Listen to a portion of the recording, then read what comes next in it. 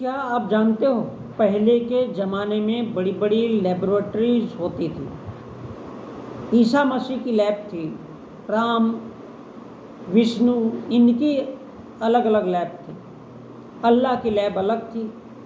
यानी दुनिया में जितने भी धर्म है और उनके धर्मों के मालिक है, खालिक है, ईसा, मूसा, अल्लाह, ये सब, इनकी सबकी अपनी अपनी बड़ी बड़ी लेबोरेटरीज होती थी, प्रयोगशालाएं होती थी। उसमें अल्लाह, राम, कृष्ण, ईसा, मूसा, सभी धर्म के लोग अपनी अपनी लैब में इनको टेस्ट करते थे।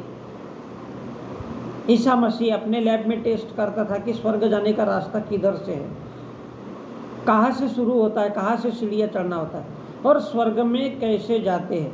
और जो सच बोलते थे ना, उनको तो जन्नत मिलती थी, और जो झूठ बोलते थे वो उनको जहन्नुम में भेजा जाता था। इतनी बड़ी बड़ी लेबोरेटरीज होती थी, प्रयोगशालाएं होती थी। यानी प्राचीन काल में भी बड़े बड़े वैज्ञानिक होते थे, बड़े बड़े ऋषि महाऋषि होते थे, बड़े बड़े संत सन्यासी होते थे, बड़े बड़े पादरी और पुजारी, मौलाना, ये मिलकर के बड़े बड़े ईश्वर, अल्लाह, राम, ईसा, मूसा, इनको टेस्ट करते थे। जो झूठे ग्रंथ लिखते थे ना, वो नरक में जाते थे, और जो सच लिखते थे उनको स्वर्ग दिखता था। यानी स्वर्ग, नरक, जन्नत, जहन्नुम को जो लोग तरसते थे,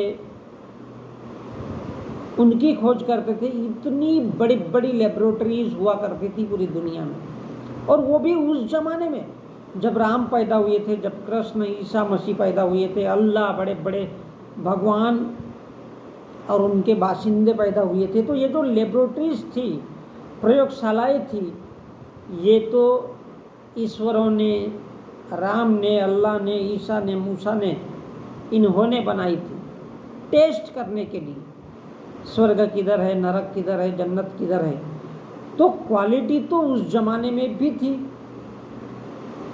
क्वालिटी जो होती है ना, ऊंचे लोग, ऊंची पसंद, उस जमाने में भी थी, और क्वालिटी तो आज भी है।